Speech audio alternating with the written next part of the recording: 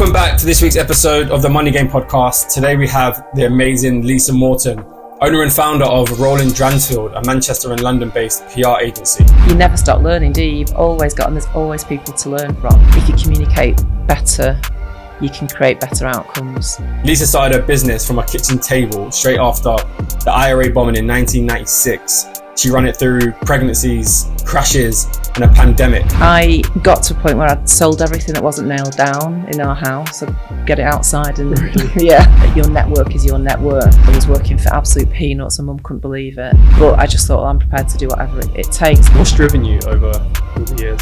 Fear of failure. Lisa tells us about some real tough times, like nearly having to sell her own house to keep her business alive. Sometimes you just get that, what the hell am I doing here? Yeah. How am I going to be able to look after my kids at this point if my business is disappearing? Lisa, amazing to have you on. You're our second female and we need more. Can you hook me up with some? Yeah, I can. I've got some great ideas for you. yeah, we need to get some more. It's tough getting someone. Well, we have a podcast called We Built This City, and as I was saying before, we've just launched a new podcast company called Purposeful Podcasts, and it's way easier to get men on it than it is women. Yeah, why do you think that is? I think it's an ego thing sometimes, and I just think a lot of women just have that imposter syndrome and don't feel that they've got a story to tell, or they're more reticent. So yeah, we do struggle. So I have to make sure that we have, we do have diversity on the podcast and encourage more women. Yeah, no, definitely. To be fair, I do think it's not even just maybe so much a female thing. I think a lot of males who we've had on as well, it took a bit of convincing to get them on because they didn't want to come on. And like yourself as well, had it a little bit as well, where I was like, look, you had built a company for 25 years. That's like amazing. And I'm obviously starting to get into business quite a bit. And the more things I learn about business, the more you realize like how well you've done to like have a business for that long. Because you read all the stats of how many fail in the first whatever. So no, it really is an amazing thing. So founder of Roland Dransfield, PR company. What exactly do you do? What does a PR company do? Well, it's changed a lot since we first started, because when I started 25 years ago, when there was no internet, my kids can't believe that I could run a business without the internet. It was, traditionally a kind of media relations company and events and one-to-one kind of maybe lobbying, that kind of thing. And in those days, you did actually have to send a press release in an envelope with a print, with a caption on it in a hardback envelope or fax something. Whereas now, obviously, we've changed the meaning of PR, I think, now to we talk about relationships. So there's just loads more platforms now that you can build relationships on between people and brands. Yeah. So it's communication. So, and we literally address everything, so including now, obviously, audio strategies through the podcast company. Yeah. Okay. So you're kind of like the middle guys connecting talent with brands. Yeah. I mean, basically helping people find an audience that they need to speak to and figuring out what that audience needs to understand or hear, and then which platforms they're going to pick those messages up on best. So you create that strategy around that, but it's literally always about adding value and creating better relationships. Yeah. And well, from when what else kind of changed? I know you spoke about the internet back then and now, so that's obviously a massive factor that's changed. What else would you say has changed in business from then to now? Well, there's so many changes. I mean, 25 years going digital. I think it was around about the time of the horrendous banking crash 2008, and I realised then that we'd have to look at modernising and looking at other forms of communication. That at that point we had no skill set at all, and so had no idea what we were doing. I went over to America. It was the middle of recession, so we were literally balancing checks at that time, and spent our last dollar, I suppose, on a content inbound marketing conference with a platform called HubSpot, and went over there, got like mega excited, just basically about the future of communications. And then we employed some digital people, but we could have been doing anything because we didn't know what they were doing. And we found our way through. And it was said by quite a few people that, we were one of the first to the party in that, in terms of looking at how you create inbound inquiries and how you create communications by online comms. So, yeah. And then you get something like the pandemic, and then you got to literally figure out what the hell, presenteeism was everything for us as an agency. You're in there at 8:30, you left at 6:30, and then suddenly you didn't know what anyone was doing. So that's been a massive adaptation for us as well, which has, created different challenges around it. Yeah, even that, you literally mentioned a few things there, just some of the cycles that you've been through as a company. I know so they didn't know, so you started your company a month after the bombing, 1996 bombing, which is crazy. Yeah. And then you've obviously been through the recession, you've been through the COVID. Yeah. And you're still going strong, which is like incredible. So talk me through that time when you started the company. What? And by the way, did that stem from the bombing, or was you going to do it anyways? No. I mean, going back even further, Roland Dransfield is actually the name of my godfather. And it's funny, someone phoned the office the other day and said, can I speak to Mr. Dransfield? And I was like, no, he was passed a long time ago. Yeah. He always encouraged me to have my own business. And he actually found my dad. My dad was a mechanic, and he found my dad under his car. He used to service Roland's cars. He had nice cars. It was like rags to riches.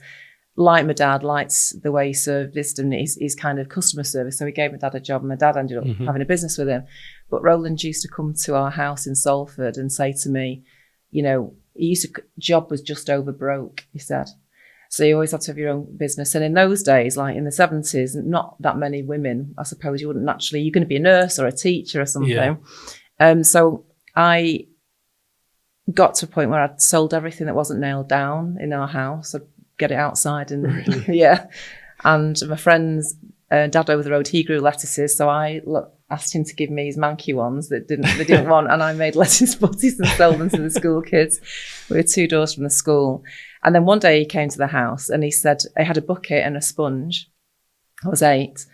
And he said, right, you're in business now. You've got a car washing round. So go around and wash the neighbours' cars. And when you come back, if you can pay me for the bucket and the sponge, you're in profit. And if you can't, then you've got to go and wash more cars. Mm-hmm. So I was in profit day one, although none of the family can remember how much that was and how much that all cost Roland. But I paid him back. And then I had a car washing round from being 8 to 15. So I learned so much stuff as a kid. So you're talking from 8 years old. You was like, I was out there. Entrepreneurial. Yeah. Yeah. And so, at 8, I'm learning, take a no, like every no you get, you're close to a yes. You've got to have quality control. If the alloys are dirty, they're going to chip your money. So I learned a lot of stuff from that. Then I fell in love with shoes and I went to work in a shoe shop at 15. I hung the bucket up. But so I always knew I'd have my own business. And I just happened to get into PR and communications. So at the first opportunity, which was when I'd blagged my way into an agency to take over from one of their PR directors, I ended up going on the board. But then they were going through a sale and it was quite an old male board. And I just thought, this is my opportunity to go. And then I just set up Roland Dransfield then, and literally that was the bomb had happened at that time. Yeah. And we just were then involved in literally helping to rebuild the city in a way in terms of communicating and working a lot with the private sector and the public sector to make a better city core at that time. There's a lot going on in the city anyway, and then that just really accelerated it. Yeah. Okay, so you had it from 8 to 15, right? You had that little entrepreneurial space, and then you went and worked at 15. In a shoe shop. In the shoe shop, yeah. And then, but you knew that was just a temporary thing. You was always going to start your own business. Yeah, and I did my A levels.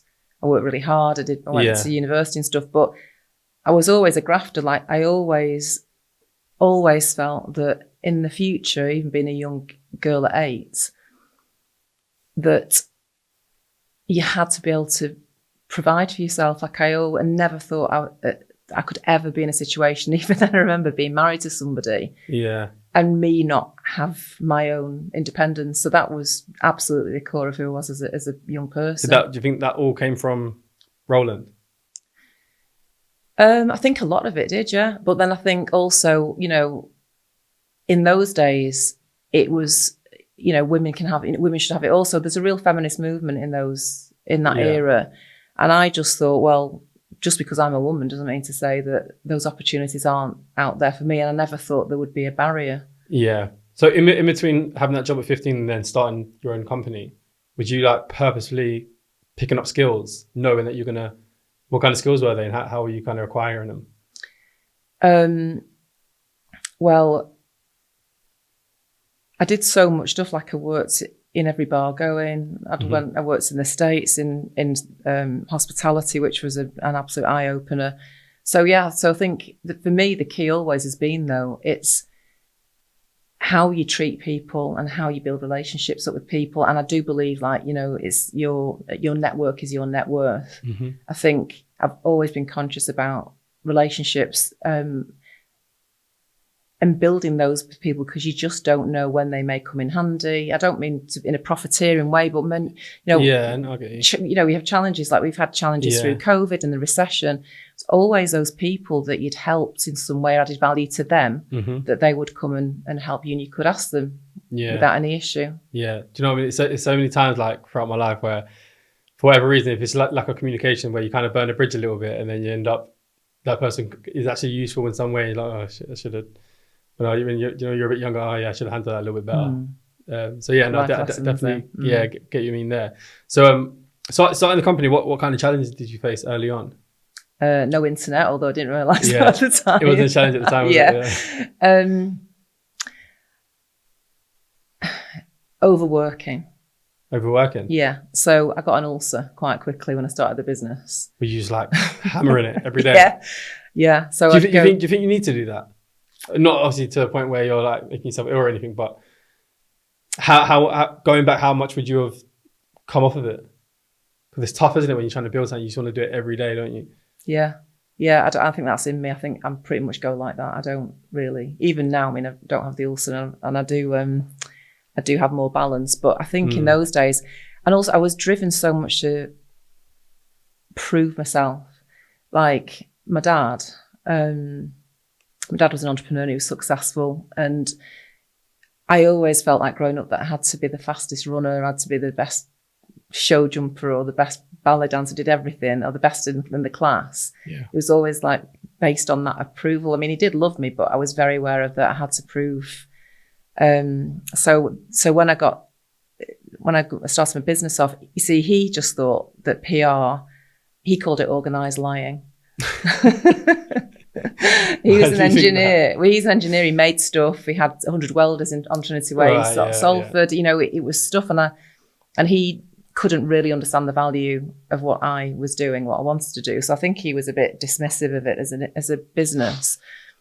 And my brother was very academic and not business minded at all. So it was still fairly traditional. I think he was a bit disappointed that it wasn't the other way around. Right. And I wasn't going to come and like run his engineering company for him. That wasn't the direction I wanted to go ultimately. Basically, from a working point of view, I mean, I would have just get up in the morning, and then I went to my office, and then I'd go home, have something to eat, and then go back into the office and work every night for probably a year to get it off the ground. Yeah. So in that first year, did you scale quite quickly? Yes. I started on my own for 1 month. And then I'd met a young graduate that she seemed to be brilliant. So I took her on after a month. And then somebody that I'd worked with at a previous agency, not the one I'd left, joined. So I think in the first year, we had about five of us. And we did grow quite quickly. But I've never wanted to have a business that was huge, because I think it's so important for longevity in my view. And I know there's lots of agencies in our space who have created massive volume and scale, but I knew that I was always going to be involved in the business, and therefore the people are the business. So for me, I'd rather have higher quality work and less work, and be happy with where I am in terms of what I can deliver and the reputation coming along with that.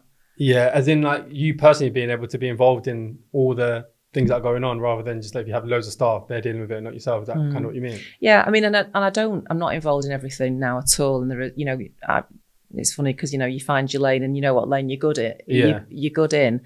And there are people who joined our business now who've got skill sets that I just don't have. And when I started the business 25 years ago, I could do everything that business required, where it's different now. You're just not going to be able to do that.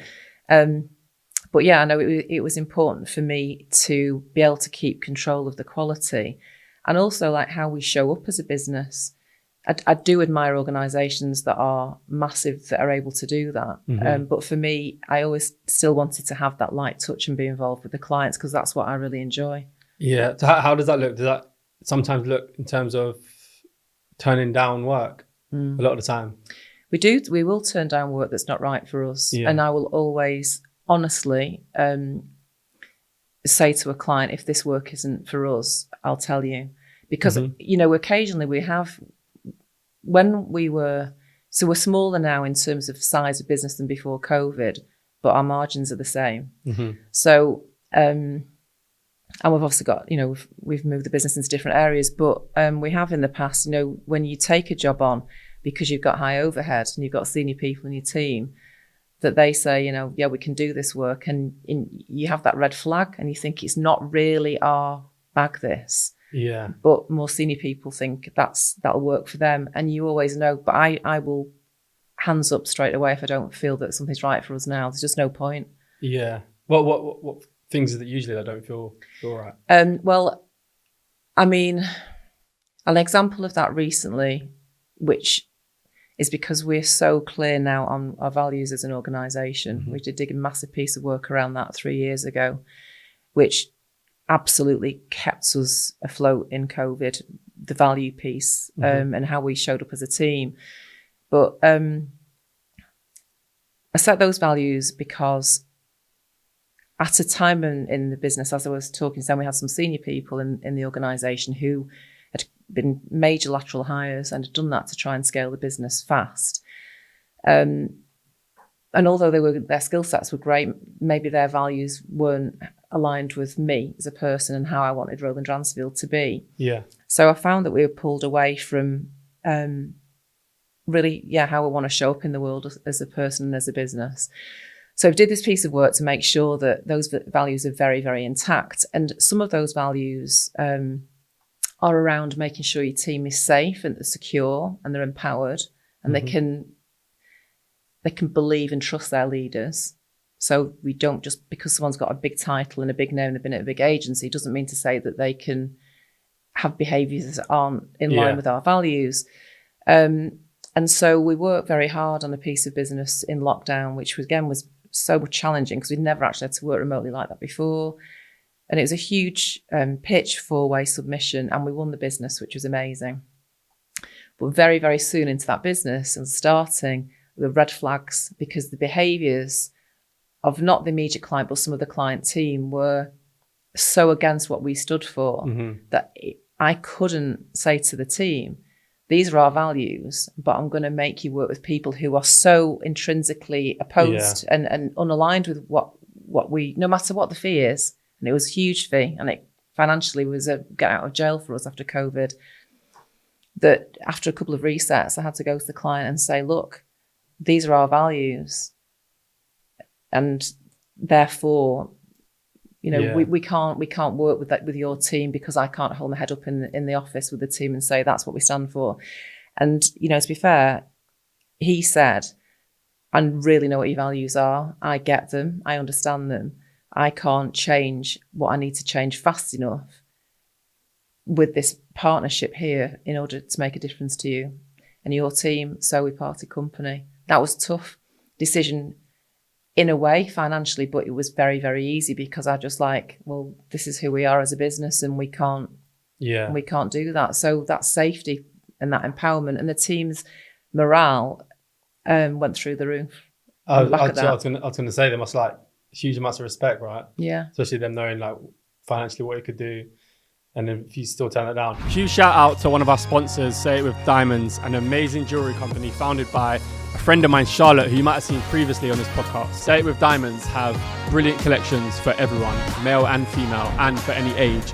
They launched a men's collection recently. They're also engagement ring specialists, and I can definitely vouch for them here, as they did make mine, which was amazing. Visit their website or go over to their Instagram page and have a look. Great quality and very affordable, but they also offer bespoke jewelry, as I mentioned, engagement rings and other diamond gifts. On their website, you'll see a member box that you can purchase for £20 for the year, which gives you 1 year's worth of free next day delivery and 10% off everything over £50. Even better, all the Money Game listeners can get a 15% off everything online using the code MONEY15, all in capitals. Don't play games with your jewelry. Get it from somewhere trusted. What would you say is like the fears that you kind of have of working with someone where values don't align?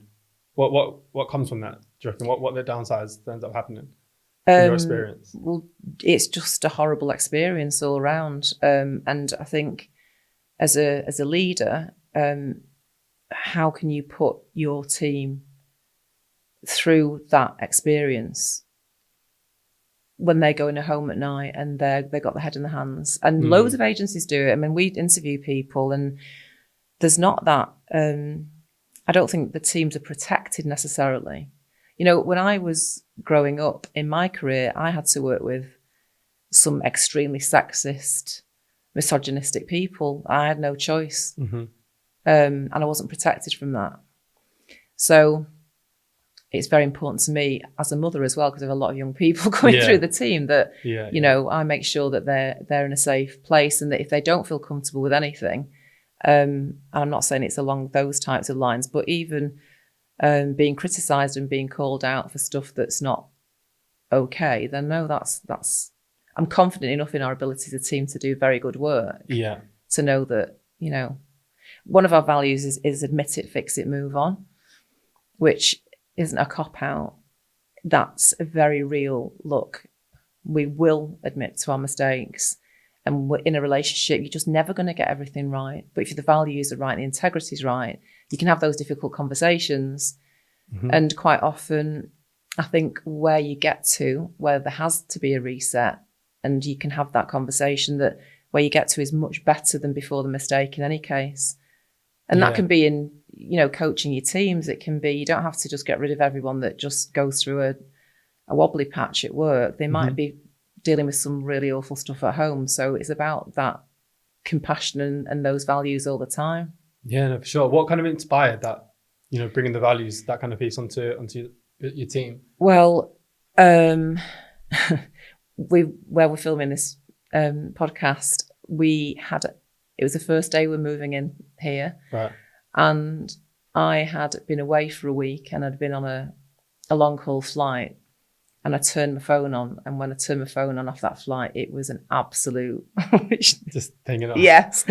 And there was squabbling going on. There was bickering. I was like, wow, this is like a really big move for us. Right. So rather than that first meeting the next day being like, we're so excited to be here. Well, was something significant happening at that point? Just, backbiting, just not team playing. You know, people were moaning about how many bins they'd had to carry across from the previous offices. Oh, yeah. I mean, no, like, specific moment. There's just normal bickering is like... It had got to a head. Okay. And there'd been behaviours that I've been very unhappy about probably for 6 months. But because I didn't have those firmly embedded in the business, and because they weren't bought into by the team, it was more like, I don't like it, therefore, and they aren't values. Does that involve getting rid of people or just changing the values? Well, you know what? I did a piece of work with somebody who I'd met. You meet people along the way for a reason. And there's a guy called Chris Brindley, who would be great on this podcast too. And he'd been voted Britain's best boss. He'd set up Metrobank UK, and he'd been a greatest sport. And he's now the chair of Rugby World League Cup. Oh, wow. Great guy. I met him at United and I told him what was going on. And he's like, because you've not got your values. Your values aren't stated. Really? So you need to do that piece of work. So I was on the phone to him coming back from Gatwick going, I need to do this work. And he said to me, you need to go in tomorrow and say, you're either on the bus or you're off the bus. And he said, for you, it's interesting because even though this was a business exercise, I realised that it was so much about me personally as a leader and my conditioning from being a young person. And so I've learned so much about me doing that exercise. But to confidently go into your own company and say, right, because confrontational, approach isn't my thing. My kids go, I'm like that. And then something will trigger and I'll just literally hit it, which is not a healthy way to be. So I just went in and said, look, you're on the bus or you're off the bus. If anyone wants to resign, you can do so today by the end of the week. But we are going through a big change in this business. And, in 2 months, you'll be clear where the bus is going. And if you don't want to come, please leave. Yeah. And Chris said to me, you'll lose half your team, which was scary. at the time because I thought, I had to recruit. But you know what? We did lose half the team because when you've got no dickheads on your wall in 2 feet lettering, you can't be one and walk past it every day. Yeah, for sure. So we found our tribe in doing that, and we empowered people. One of our values is sweep the sheds. No job is too small. So you've got the young team members who are 21 who are being told to go and clean the coffee cups out of the boardroom when some of the directors have been in for a meeting. Well, no. So now those young, the graduates can go in and go to the directors, clean the sheds. Yeah. So it's a shared value. And so it was life-changing from the business point of view. It was changed the business, but it changed my life because I was then celebrating boundaries rather than apologising for them. Yeah, no, amazing. And to be fair, that is actually something that we speak about a lot in this podcast, is like how to create cultures in your business, which has like been a huge topic on this. And I think that's something that a lot of people struggle to do, right? You think, what do you think the main reason for that is that maybe just not instilling values into your company? Because even it's so similar, to be fair, business and football. Yeah. When you look at teams that do well and you look at the culture, behind the cameras and backstage in the dressing rooms, a lot of it is based on culture. Like you could have an amazing team on paper, but if the culture is wrong, it just doesn't glue together. No, I mean, I was at United yesterday, so I didn't want to mention it. But even my son said, and he's a massive United fan, he sat next to me yesterday when even Pep couldn't solve this team. Would you say that's the most challenging thing in business, getting your culture right? Yeah, and without a doubt. I mean, I am very lucky to say that we've had some absolutely fantastic people through Roland Dransfield in 25 years, and who've gone on to be lifelong friends. Like I get so much out of seeing them. They're all friends and they've had babies, and it's just amazing. Yeah. So the fact that they've all kept those relationships shows me that they've been genuinely good people. But yeah, we've had some absolute, must be tough. Psychopaths. It must be tough to keep the good ones as well sometimes, right? A lot of them. Well, do you know what I find? I find that unfortunately, in our industry, is any industries, and I think probably with my more hybrid working now post COVID, you'll keep more women. But when women have children, it's a travesty. That's a whole different conversation. But what we found is that loads of those women went on to have babies and wanted to work more flexibly and came back to freelance. So we've still got a lot of people that have worked for us going back 20 years who work with us now on a consultancy basis. But if you've got a culture whereby you are allowing behaviours to exist whereby a senior person is behaving badly towards a younger, more inexperienced person in your organisation that you don't know about because the culture is such that that's been hidden, the younger person doesn't feel they can call that behaviour out. And the more senior person thinks, I can get away with it, that's toxic. You are going to get people walking through the door because no matter how good the clients are, no matter how good the business is, people come to work because of that. They want to be part of family. They want to feel that they're part of something more than just the job of work they do every day.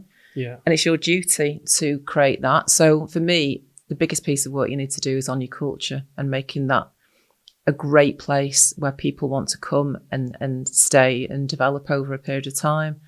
And it was interesting that since we've done that work, a huge amount of our PR and comms and stakeholder engagement work is done with organisations who want to either re-establish the values or really do the communications around what they stand for and how that kind of lives and breathes through their brand or their own corporate identity. And particularly post-COVID, because now, and we saw loads of examples in COVID, those like Chris Brindley again said to me, businesses and people who add value in COVID will be remembered, and people who don't add value will be remembered. Yeah. And it's the same. So you've seen some brands fall by the wayside who didn't look after the people, or who didn't read the room through COVID, and didn't adapt their messaging and how they showed up. They fell by the wayside. You've got fast fashion companies who didn't check in and check that their supply chain stood to the values that people expect now. And we've just found that people don't really care now how well you're doing. They care how well your business is showing up for other people and for the world outside of what you do. So how are you using your platform as a leader or a business? That's what people care about. And that's what keeps people at Roland Dransfield, because I brought you a bonsai tree. Yeah, and we'll go into the meaning. And that's plant trees you'll never see. So it's our responsibility as businesses and brands and leaders to leave behind more than you take out. That's so important. And if you can get your people and your team to come along on that journey, then they feel that sense of purpose, not just a job. Yeah. What part of your journey did you start feeling like, at the beginning when you first started, did you feel a bit of imposter syndrome and started a business at the time? No, I didn't actually when I started. When I first, no, I didn't. At any point of your journey, did you? Yeah. Yeah. And even now, I mean, sometimes sometimes you just get that, what the hell am I doing here? Yeah, but it's not a dominant thing right now, is it? No, it's not. And so I think... When would you say you like found your feet as like a leader? Or where you feel like you really established yourself as a leader? So I would say when I had... so my son and my daughter, like 22 months between them. And I had Alex and I had, say, 6 weeks off work. And when I had Nina, I'd planned to have longer time off work. So I was planned to have 3 months off. Mm-hmm. So he wasn't even 2. And so somebody that I'd promoted within the business, she was going to take over and kind of help really, steer the ship for 3 months. And on the day that I had Nina, I found out that she'd resigned and she was trying to rip the clients out on that day. So I think it was maternity leave lasted about 9 hours. And I remember that being a very, very frightening time because I was kind of actually coming out of the relationship with my kid's dad, and I got a brand new baby and a son that was under 2, and I thought, that's my livelihood. How am I going to be able to look after my kids at this point if my business is disappearing? And then I had to, I just had to get to grips with that reality. And the first thing that I did is I had to go and speak to the clients who were being pitched by this person saying, look, Lisa's not going to be around. She's got this new baby. It was that brutal. Yeah. Jeez. Yeah. I really believed at that time I was going to lose the business. I believed it. And, how far in are we? So that was Nina's born in 2001. So that was from 96. Yeah. So the business mid 96. And what I found out was that I think because of, even though we didn't have the values on the wall at that time, because of integrity and the way that I running a business important to me, not one of those clients went. The clients actually were sending me the letters that they'd received, like the pitching letters, and they all stood by me. And they also said, look, we know this is going to be a really difficult time for you. Because she left and she took one of the members of staff, and we were only small, about 5 of us then. Mm-hmm. But we're going to give you that time and space, and how can we help you? And I was just overwhelmed and humbled by that because it was such a frightening time. So that made me realise that even though I didn't really feel like a leader, I was. Yeah. Yeah. And that gave me confidence then to think, people aren't, there's not scarcity. People do support you. It's not like you're a one-trick pony, and if you get something wrong, people won't back you. So I think at that point, I thought I'd back myself. Yeah. And I got through it. I got through it. I think Nina's first words were, "Where's my bloody mobile?" So I had to do a lot of juggling, but we got through the difficult years. And to be fair as well, we were laughing because in COVID, although it was a nightmare for the business, we were finally got maternity leave in COVID because the kids, we were all together and I got some time to spend with them when they were 21 and 19. Yeah. That's something that's really interesting. Like that kind of stage there where you're, well, at the time you're pretty much single then. You just kind of parted with your partner. You had the 2 kids and you had the business. How do you juggle that? Literally, what are your days like? How do you go about doing that? I probably didn't sleep for 2 years. Like literally, it was, when I look back, yeah, Nina was the worst sleep. She's lovely all day and horrendous at night. Yeah, my eldest is the worst. The worst. Screaming all night. Yeah. God, yeah. I remember it. Yeah, I had a nanny who was amazing. She kept me alive. Okay. And was the business doing well here? Was you earning? Yeah, no, we were doing good. We were doing fine. Yeah. And so it wasn't like it wasn't the fear of losing. I mean, if I'd gone through that in COVID, I don't know. I'd have had time. I just don't know. So the business was actually doing okay. So as once I got over that initial fear, because your business can be doing great one day and then all of a sudden you've got no income coming. That's frightening. Mm-hmm. But I just had some very supportive people around me, and the team. Once we got rid of those 2 toxic people who did go do their thing, the team are amazing. Mm-hmm. And very supportive. So I feel that, and if you, as I said before, if you've done those things and you supported people and they've needed it, they are there for you. So the relationship building is the most important thing you can have for a business. Yeah. So you had the nanny at the time. So how did your mornings kind of look? She would take the kids. I'd be crying, leaving for work. Really? Yeah. I mean, like, it was awful because What kind of kept you just going through it? What was driving you at the time? White wine and cherry tomatoes. I seem to remember what I lived on. No, just the fact that I had no choice. I got I got a baby and a toddler. You had to support him. And yeah, that's the first thing. I had no choice. And so, and I'm a grafter, so I'll just deal with the challenge and just very loving people around me, really, to tell me that it would get better. Yeah.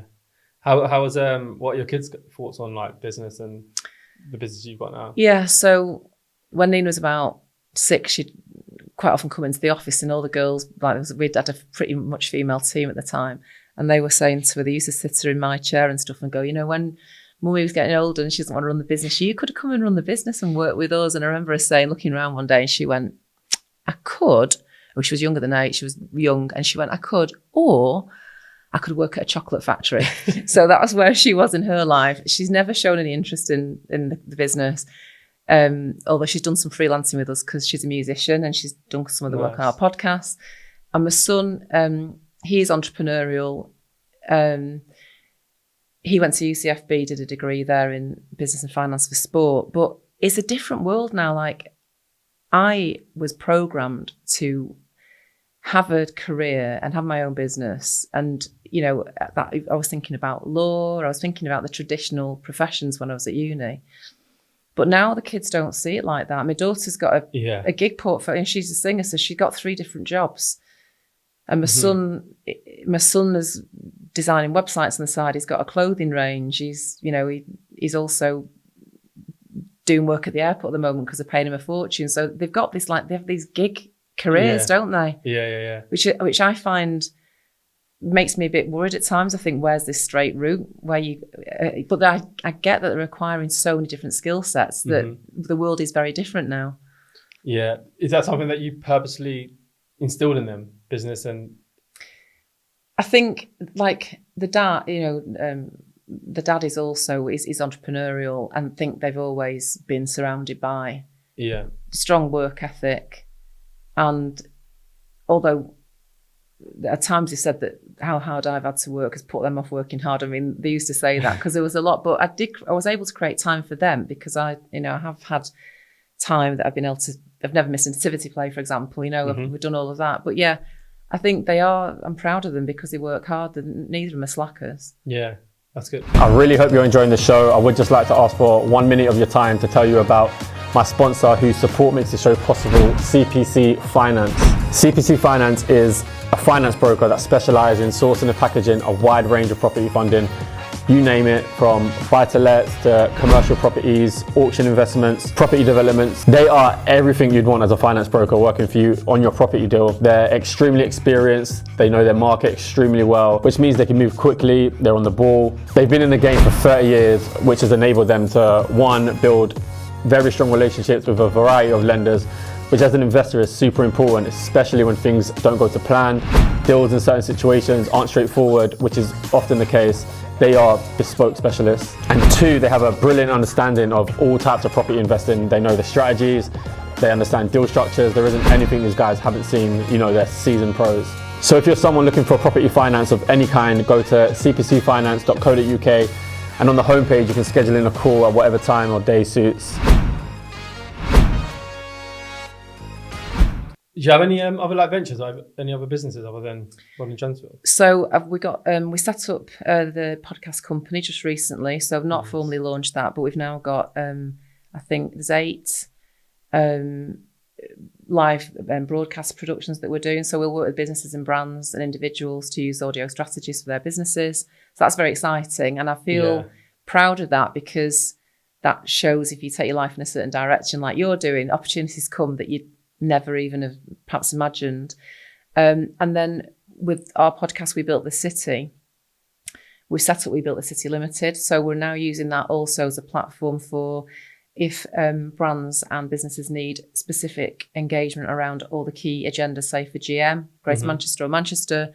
So you've got a brand or a business that's an international brand or national that wants to really embed itself into understanding how this place works. Yeah. We're getting a lot of people come to us for that. So inward investment organisations or big brands that need to know kind of the agenda of the city. So that's starting to really take off now as well. Yeah, amazing. What kind of made you start the podcast? What year did you start that? So we started it literally. I came up with the idea, I was ill in bed in November, and I was like, "What?" When you got time to think, I thought I'd like to leave a legacy, like an audio legacy, which there wasn't at the time. Yeah. Podcast wasn't huge. No, it wasn't. And I didn't have a clue again what I was doing. But again, somebody had introduced me to a former BBC producer, and I liked her. And I said, "Can you help me do a podcast?" So we set that up, and then we'd recorded 3 episodes in here in Reform Radio, and then we got into lockdown. So then figured out how to do it all online for several months. But it's a storytelling aspect of it that's brilliant. I'm nosy. I've always loved people's stories. But I found in COVID, even though we were so frightened and so confused about what was happening, like every day was different. And like the last thing I really needed to be doing on top of trying to save the business was learning how to do podcasts. It kind of saved us. Like, so every week, you're understanding, having a conversation with somebody else to understand how they're finding it, what challenges they had. And you got that real sense of camaraderie and support and that community. So it flew. I mean, it flew. You really realise how similar people are as well. Yeah. So you got like talking to Andy Burnham, and like I was on my bed and he was on in his spare bedroom with the duvets over our head for the audio.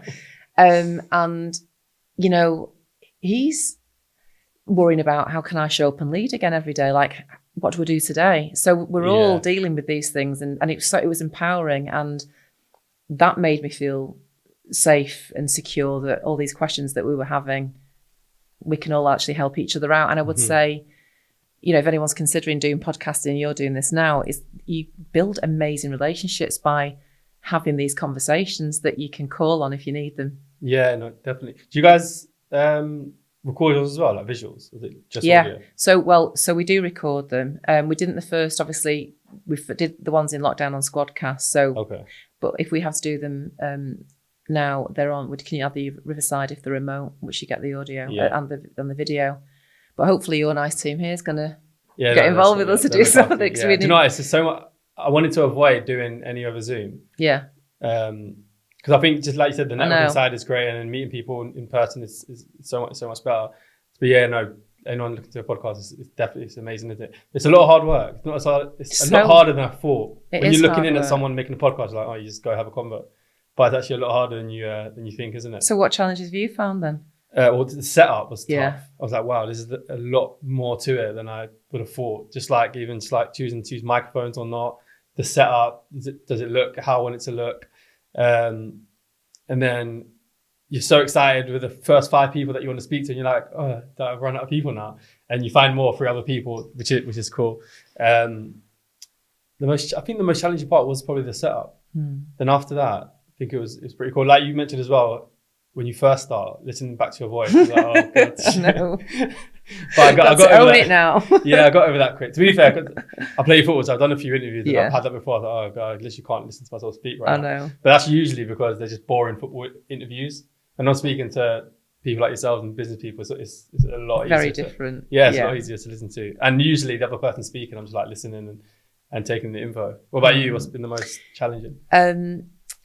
I think the imposter syndrome to start off with, because even though for my whole of my career I've put the camera in front of somebody or put the mic in front of somebody, I've never, and if I've been asking questions, which I do all the time, it's never, like, your questions have to be good questions, don't they? And it's making sure, I really wanted to make sure that the guest really felt that we'd done the research, and that, you know, you do listen to some podcasts and it's quite clear there's a formula and anybody could rock up and they kind of go through the motions. So it's really important to me that the guest felt respected and that we were pulling things out of that conversation that they perhaps didn't usually talk about. So we, you know, purpose, legacy, values, you know, some of those moments that people just felt, particularly because of COVID, I think everyone was like very happy to share intimate stuff of challenges that they perhaps wouldn't have done before.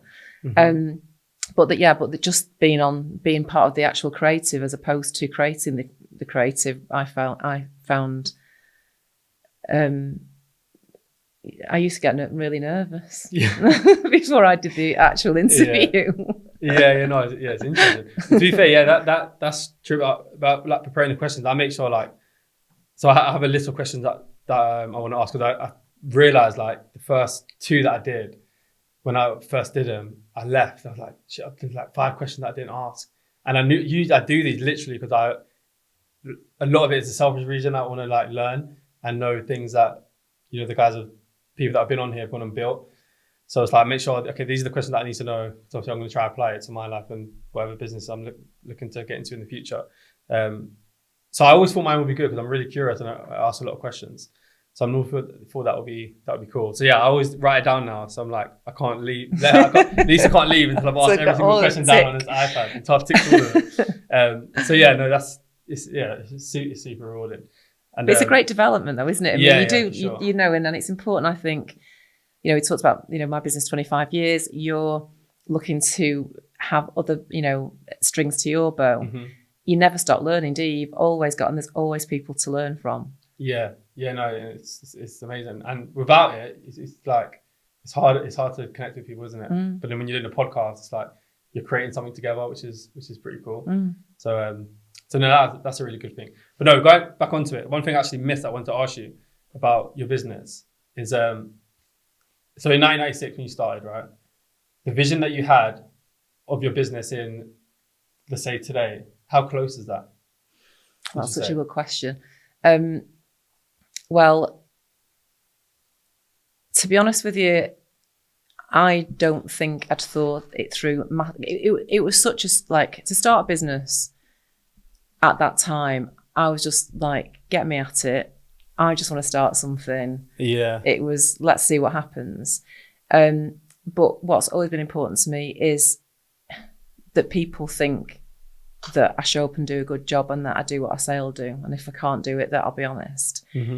And so it is around the legacy piece. And obviously, you know, I'm a very proud Mancunian. The business now is actually, we've got lots of clients in London. We've got a partnership with an LA agency in New York. And we do some work in Europe now. But for me, I think because I started the business when just around that time of the bomb.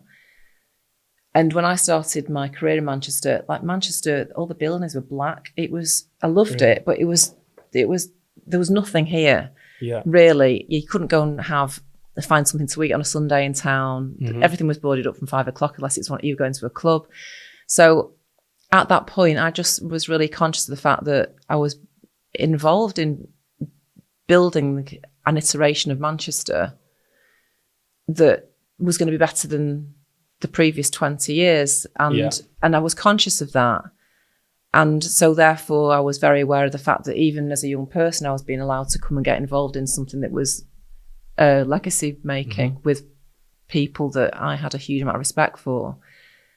And And 27 then, it felt young then, like it isn't now to start a business, but it was quite hard as a woman as well to get yourself taken seriously. Like I've had some pretty full-on conversations with, say, male clients like lawyers or professionals who just did not give me any respect or clout at the time, which, and I think if you think about the work we've been involved in Manchester alone, you know, we're involved with the Commonwealth Games. We've been involved in pretty much every new neighbourhood that's been built in the city, including the one we're in here.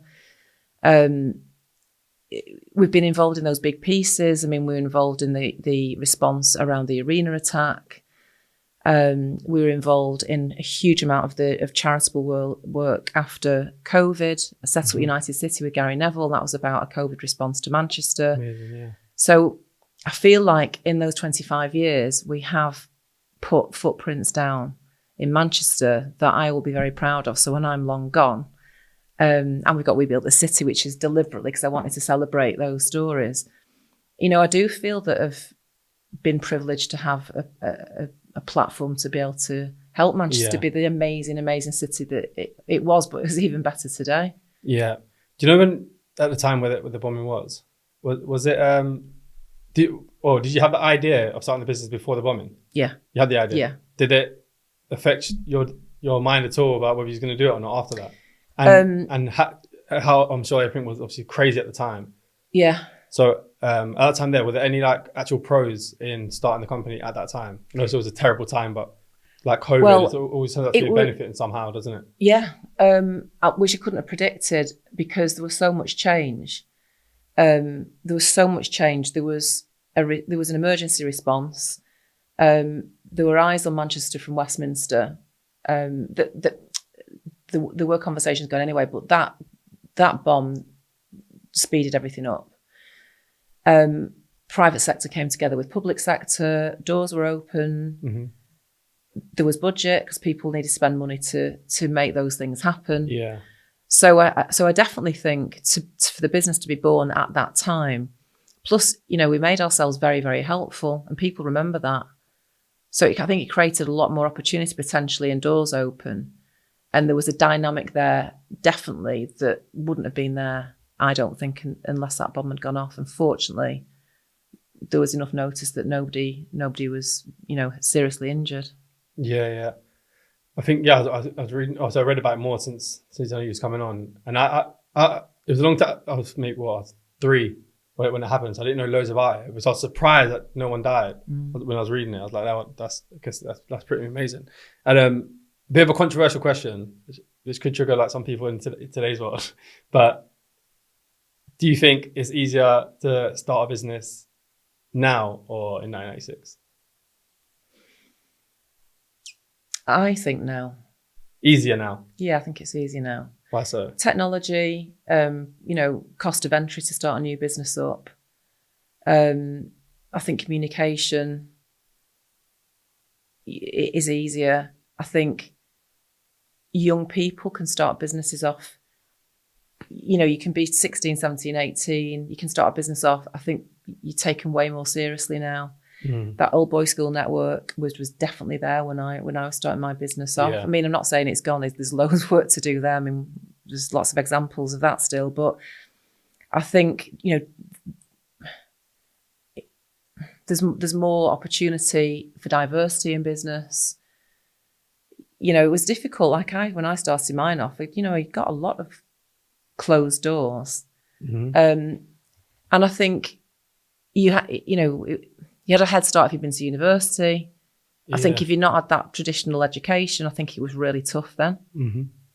So I'm not saying you have to be better then. I'm just saying I think there are more opportunities for you to have a go now. And also I think, you know, you've got to, fail your way to the top. So I think in those days, it was like I was so terrified that business not working. Do you think that's a huge driver as to why it was successful or not? Yeah, I wanted to prove my dad wrong, basically. It was a massive driver. But then had I not been as frightened as a failure, would have taken more risks, would have tried different things, maybe. You I feel now later on in my career, I'm trying different stuff now because I've got that comfort zone of, well, I can try some stuff. I can take risks. If you set something up, it might not work. It doesn't matter so much now. But yeah, it was the fear of failure was horrific then. Whereas I think we're now more open to young people or people of any age, giving it a go, crack on. If it doesn't work, it'll morph into something else. Why PR, by the way? Why did you choose that? So I love people's stories, and I love communication, and I always loved the fact that if you communicate better, you can create better outcomes. So I think I was always intrigued. I was always a writer, so I used to love writing. I used to write books when I was a kid and illustrate them and try and flog them to people. So I love the writing, so I like the creative aspects of it. But I actually got a job in advertising to start off with. And I went down for like the milk round thing in London where you go and get an induction for a few days. And there were no flat vowels in London in those days. And everyone was public school. And I was like, I can't, this isn't for me. And that would have been like an account manager. So you would have been the conduit between the creative team and the client. And I just thought there was no creativity in that for me. But I wasn't a graphic designer. So I don't know even how I ended up in PR, but I ended up working for a one-man band on Salford Crescent. There were no jobs to be had. And I was working for absolute peanuts, and Mum couldn't believe it. But I just thought, well, I'm prepared to do whatever it takes. And I liked it because you could use a creative platform to get your message across. I was writing newsletters, press releases, copy for... So it's the writing side of it first that really appealed to me. But then, just using your abilities to create stories and help people tell the stories. So I've just done that from day one. How much do you think has helped having a business that doing the thing that you love doing? How much do you think that actually helps? Do you think it's vital to start something that you're super, super interested in? I think so. That's because it doesn't. Listen, well, there's times when there are massive challenges and you think, why did I ever decide to go in business? But mostly it doesn't feel like a job. It feels like an organic thing for me. It's like a movement. We're just going through a period of time, helping to tell stories and meeting people and making connections so it's very rewarding. I couldn't have run a business that I fundamentally didn't love for this length of time. How did you get over the boring stuff? Oh, sorry. Sorry. How did you get over the boring stuff? Delegate it. Delegate it. Well, have you always? Well, you had to do it yourself, right? I remember early days, literally trying to do my VAT return, doing double entry, like bookkeeping. I'm rubbish at all of that. I like pricing jobs up. I like sending the invoices out and making sure that we get response from the clients to say that we're happy to pay that invoice because you've done such great work. I think the boring stuff. I don't honestly think there's any boring stuff in what I do other than that. Yeah. And I think the key is to get good advisors. And I would say I think early on in my career that I deserved to have good advisors around me. And in more recent years, I've got the advice that I pay good money for and that I do deserve. But I would say that it's funny, really. Some professionals that I've employed, I think in hindsight, they've been maybe condescending, or you've had a business that's doing better than their business. You're a woman, and I think I've been given bad advice. Well, I know I've been given bad advice and not been looked after. Purposely? I think so. Really? On some occasions, yeah. And where there might have been an agenda there. So I think the most important thing from day one, get the best advice you can possibly get and believe that you deserve that advice. Yeah. As you all know, it's been a turbulent time for travel, with the booking process in particular causing feelings of frustration and anxiety amongst travelers, whether that's for business or for those holidaying with their families. With that being said, I would like to introduce you to our sponsor, Love to Travel. who are a luxury travel company specializing in tailor-made holidays for each individual client, whatever your preference might be.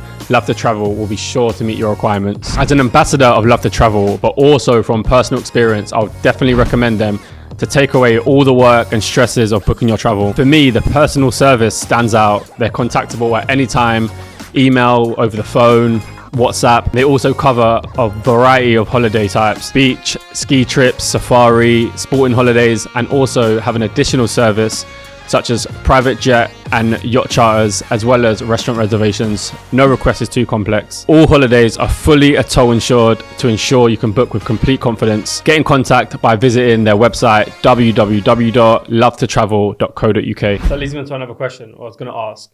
And I asked Charlotte as well, and I'm sure this is going to be two completely different answers. But what challenges have you faced in business as a woman? Sounds like there's been a lot, maybe especially on the earlier days.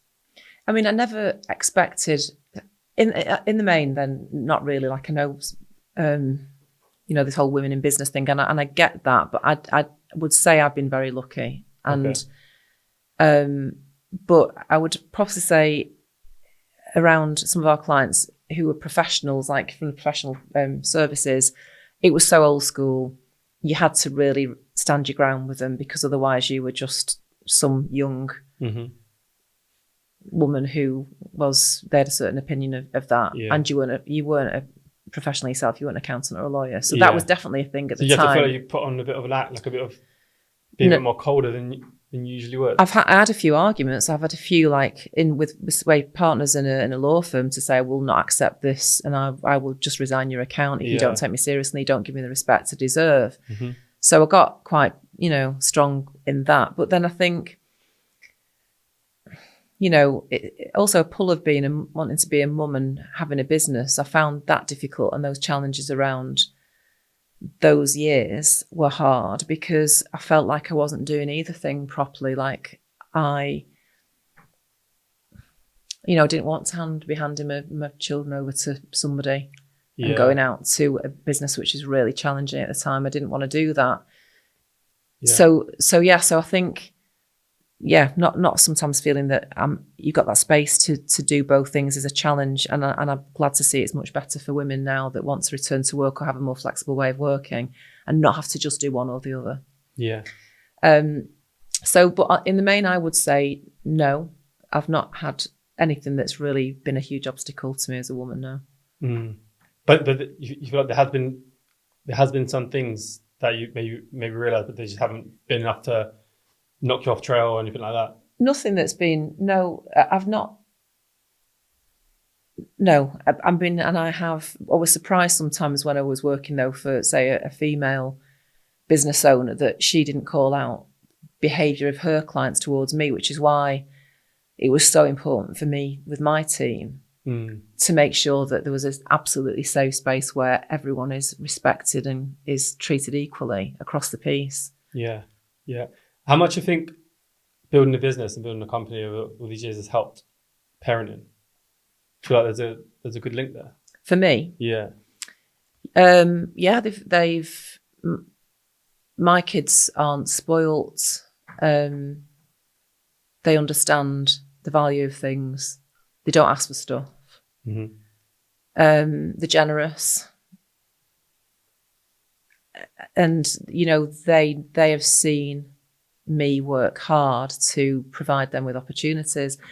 And I remember, like it was probably, 2008-09, that recession lasted for 5 years, that banking crisis. It was way worse than COVID. It was very, very difficult. Yeah, it was so hard. There was a massive lag there. We did a lot of work in real estate. And did it feel in COVID? Did it feel like COVID was easier than that, or was it only after COVID happened you feel like that was worse? In COVID, it was like being thrown out of an aeroplane with that. Literally, that's how it felt. Like it was it was terrifying. Yeah, I was driving down to pick my daughter up from uni in Guildford, and just like there's one call after another going, they've cancelled, they want to cancel. And all our clients are in contracts, but I decided I wouldn't exercise any of them because I thought, you get 3 months fees or 6 months fees, they're never going to come back because everyone's terrified. So that was terrifying. The banking crisis was a slower burn. It was like things just stopped over a period of time, and then it was very, very, very difficult to build that back. COVID, like, it was that inverted the V. I mean, it came back very fast, and so fast that it was that had its challenges. So yeah, but no, but the kids saw me work. Like, you know, we went out, our team went out having cocktails and getting a suntan. We literally did 14-hour days in COVID. So they used to, so they've seen all that. So I think it's a good thing for your kids to see that work ethic, definitely. Yeah, definitely. And as well, so with the two recessions, so COVID and the recession at that time, was there any patterns in them which kind of that you used to survive both of them? So someone asked you how to survive a recession. Yeah. What would be your thoughts on that? Well, the recession was, you had to endure that recession. You had to, you know, gird your loins and get through that with no really sense. There's no sense for a long time of when that was going to come back. Mm-hmm. But what I didn't do in that recession, which I should have done, because I got to the point where I thought I'd have to sell my house to keep the business going. And I remember having a conversation with the kids. I think Alex was just starting his GCSEs and Nina was going into, I think she just started. So they're both in private school for secondary school. And I had to say to them, look, you know, Nina was always working hard, but Alex was a bit iffy at times. And I was like, listen, to get through this, we've got to be a team. Otherwise, I'm not paying school fees. I can't pay the school fees if you're not committed. Yeah. So I was very clear on that with them. But in the recession, you couldn't get a bank, you couldn't get a loan, you couldn't get an overdraft. And I kept everybody on. I didn't make them anyone redundant because I felt I wanted to protect them. Yeah. Which that was responsible for probably us, how it took us much longer to get through that. And to be fair, some people just left anyway. Yeah. Whereas with COVID, I did feel that there was support in place for businesses which did benefit us, like furlough. Helped. It made us, we were able to stabilise the business. But I think the common thing for two of those, any crisis, is look after your people. Make sure you do look after your people and look after your clients and care, you know, and don't be over commercial because it will come back. But if you just literally, if you're over commercial, like for example, if I just said, look, I've done our workings now, and if I maintain cash flow for 6 months, if a client says to us he wants to pause or cancel, and I go, but this year in contract, right, you're tied in for 6 months. That's like a long summer short career. We'll get the cash in short term, but then they won't come back. Yeah, got you. So for me, it's always about playing the long game, looking after those people. And we did have big clients who cancelled, and they, you know, legally they couldn't really, but they've come back since, or they've brought other clients to us because of our values and what we stood for, and that kind of is our brand. So in any crisis of any kind, it's your behaviours that are important. Yeah. What do you reckon could have been your downfall in any of those, or at any point? Downfall in the last recession, we got close to having nothing in the bank. Yeah. And then I would have had to sell my house at that point to get equity out. And the downfall, it was just good timing. We got to understand digital. I just had to learn the whole inbound marketing piece and blag it for a bit. And then we brought in new revenue that wouldn't have come the traditional route that we were on. Nice, okay. So that changed the business dramatically and got us through that period of time. And then in COVID, the downfall would have been going against everything we stand for, through fear and going, let's just get the cash in while we can, and not holding our nerve. Yeah. How did you feel at that time back in the older one where you maybe had to sell your house? What was it feeling? It was very frightening. It was really frightening. And and you know, felt alone. Do you always feel like you get out of it though? Do you know what? It was actually hard at that time. I would say we just had to cut our cloth accordingly in the end, and we didn't make any money for quite a few years. We just managed to keep afloat. But there was a sense by lots of businesses. You can ask lots of different types of businesses then. I think people thought they might never get out of it. We did a lot of real estate, and our clients were saying that they'd got team members who were in, say, investment, who had come out of university and were doing and remember, like the real estate market was sky high. They were all going off to Las Vegas to celebrate deals. And then that was all happening. And then it fell off the cliff. And you've got guys in those days who were earning massive bonuses, who suddenly the phone stopped ringing. Yeah. It was worse, in my view, for business by far than what we just experienced, in my experience anyway. On a brighter note, what was what like the best moments you had in business? Like your catapult moments that shot you into real successes, the ones that stand out for you? Things like, if you ask our team, the team that's been with us 10, because like we've got a team, some members have been there 10 years. Yeah. Some standout moments are like, so when you're involved in like big marquee moments, I suppose, like we did Vincent Company's testimonial with Laura Wolf. We did all the comm side and engagement. And it was just amazing. We were already very involved with Andy Burnham around the homelessness. I did a lot of work with some charities to help homelessness. So the fact that he chose that, and because we had a lot of knowledge, that all came together. And that was amazing to be involved in that for a year. I think we were involved in the Commonwealth Games. So we did a lot of the work around Eastlands, the regeneration of the cities. I think for me, looking back over my career in Roland Dransfield, is when I walk around the city and I think, God, this was an absolute dump. There was nothing here, like Northern Quarter. Point out all the things that you've been involved in. Yeah, all of those things. And it's just, we did Beetham Tower and the Hilton when last year, I can't kind of forget how many lockdowns and restrictions there were, but we did the reopening of hospitality with the Hilton, and we did, we lit up a floor for the countdown to the actual opening of hospitality. Nice. So stuff like that, the stuff that we've done with Gary Neville and trying to help Manchester get back on its feet. We did a big media campaign, which is about work from work, which is about, it's all right if you've got, a garden office and an espresso machine and you're the fat cat in Cheshire if you're working from home, but there's a lot of young people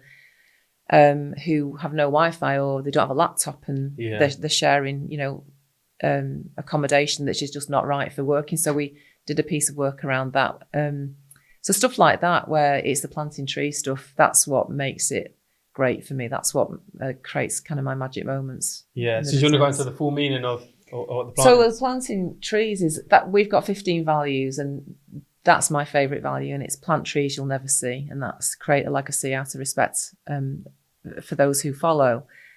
And you meet people in life, and I suppose there are a lot of very, very successful people, and there are a lot of successful people who are driving the cars and they've got all the, they've got all the watches, and then there are successful people who might still have that or not, but they're using their achievements to do great things, to use that privilege to help other people. People like, John Roberts at AO and people, set up the youth zone, using that platform, and they're using all the resources that they've available to them, like to create other resources for other people. Now they're the people I admire, and they're my tribe. That's who I want to spend time with, and how I hope that Roland Dransfield is remembered for doing those things. So for me, this is I think it's actually it's a proverb. A lot of the it's about putting in more than you take out, and that's our duty. And I think if that's what you get out of your time here, on this earth, then that's time well spent. Yeah, no, I love that. Amazing. So don't kill it, but they're really hard to look after. That's actually it's the nicest part of it. Do you know why? Because it's a big mini tree. It is. That's exactly what it is. I've never seen one like it before. Yeah, that's what it is. That's really cool. Yeah. So we'll hire a gardener. Yeah. Look after it. I've killed two. Have you? Yeah.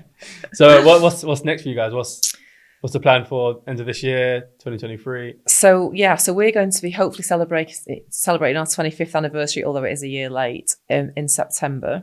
And so we're working towards that now. Obviously, we're really going to be building the podcast company. I think We Built the City we've got some exciting plans around that. The partnership in the States is going really well. So, and again, that with COVID, I mean, the fact that you can literally work with businesses all over the world, no one cares about that anymore. So that's good. My team keeps telling me to take some time off because I want I've got a book that I'm trying to start. Oh, amazing. Yeah. Nice. And we've got the... you got a name for it yet? Are you keeping it under wraps? Yeah, but the working title, I've had this book, it's been on the go since I had the kids and I didn't know what to do with them when they're very young, and it's called The Damaged Goods Club. Okay. And it's about celebrating our imperfections and kind of finding our tribe. So that's on the go. And then we're about to launch, I'm doing a new podcast with Danny Donachie, who is an amazing guy, who's a transformational coach, who I can't believe you don't know him. He's big in football. He was head of medicine for Everton for 25 years. So we've got a podcast that's going to be coming out soon called Lobster Brain. Yeah, looking forward to that. So yes, there's plenty to do. Yeah, nice. Is it tough writing a book? You're a big reader, aren't you? I'm a big reader. Yeah. Well, it's the imposter syndrome because there's so many incredible books. Like this was going to be a novel originally, but I think I'm actually going to make it into more smart thinking type of book. Okay. But yeah, I read tons, and when you read stuff I've read recently, like have you read 14,000 Weeks? No. It's incredible. It's time management about really time on earth. Yeah. But you read some stuff like that and it's so inspiring, but it's also, you have to just think, you know what, I need to just start. Yeah. Because you can Yeah. You say imposter syndrome though, but literally like if you put that out and you change one person's life, right? Yeah. Then job's done. But it's like with this, isn't it? One person, Yeah. someone listens to your podcast and some idea just resonates with them and it can change their life. So I think you've got a duty to do it and not be invested in the outcome, just kind of crack on. So that's what I need to do. Yeah, literally. And I've also climbing Kilimanjaro in October. So oh yeah. yes. And I'm saying that now because I had a massive meltdown last week. I was like, I don't think we can do this. We've got too much on, but we're doing it. So that's amazing. Yeah. Should be a good challenge. Okay, we'll end it with a quick fire round. Right. And you do this in your podcast. Yeah, we do. Nice. Love that. So 1, 2, or 3 things are the most critical things to build in a sustainable business over 25 years. I think it is be good to people. Be good to people, and particularly when they're on the way up. Like one of the best pieces of advice I ever got from somebody was when they said, be nice to the junior reporters because one day they'll be the editor and you'll need to get your story on the front page. So I think just be kind to people and people will remember you for that. Yeah. Nice. Who had the biggest influence on you throughout your life? I would say... There'll be some unhappy people here, aren't there? Yeah, well, I would say my kids, because my kids influence me every day, and everything that I do every day is with them in mind. Mm-hmm. What's driven you over all the years? Fear of failure. Fear of failure. Do you know that's so common? Yeah. From people that come on here. Fear of failure and being able to look after myself and my family financially. I'm terrified of having to rely on anybody else to survive financially. Yeah. Do you feel like I know you'll say everyone, but women in specific, do you feel like they should all be financially independent? I would say absolutely, because you do not know what's round the corner. And so I think yes, but then that's an individual's choice. I wouldn't be able to sleep at night if I wasn't. Nice. What is just your thoughts on money? What does money do for you? Why is it important to you? So, I'm always concerned about being able to provide. So that's from being a kid, from earning my own money at 8 to now. I'm always aware of it. Like I know it's what makes the world go round, and that you get used to. When I was 8 and I got pocket money from washing a car, I could probably afford my own ice cream on Thursday night when the ice cream man came round. So then when you get older and you can afford different things, and you can afford a holiday every year, or you can afford for your kids to go to private school if that's what you choose, you always get in that comfort zone of what. So to a loss of that, you've got, it's always important for me that I'm not massively money orientated, but there's a level at which I know now that I need to maintain. Yeah. But I worry about money all the time. Overly, probably now. Yeah. Interesting. It's a good, because we had someone else on here that I think said it really well. It's about like balancing purpose and profits, right? Because if you sway too far the other side and you focus about money, you kind of lose that purpose, you kind of lose yourself. Then if you focus too much on purpose and you don't get the profits with it, then you fall short with, you know, other people. I totally agree with that. I mean, I totally agree. I'm not bothered about making millions of pounds in any financial year. That's just what drives me. For me, the business is definitely about, can I provide a good standard of living for myself and my kids? Can I pay people who work with me well and allow them to do the things that they want to do? And can we use this as a platform to do good stuff? So, you know, we put a lot of money into charities. That makes me feel good. I'm not bothered about the bottom line as long as it's enough. And I don't think that'll ever change. And I don't think, you know, when my pension comes through, although I would advise anyone to do a pension, because I did mine from being very young, and I always put money into my pension every year rather than take a high salary. You know, I know that cushion is there, and that gives me security. So, you know, I've not got there's no big risks. My dad always said to me, you don't need a pension. Your business isn't your pension. And unfortunately, my dad's business went bust because he was in manufacturing and all the engineering went out to Eastern Europe. It was devastating for my dad. And he said he defined himself by being an entrepreneur. And so, I think you've got to have different interests and different pots of money in order to make sure that you're not relying on one thing. Really good point. Last one, what would you say your core philosophy for life and entrepreneurship is?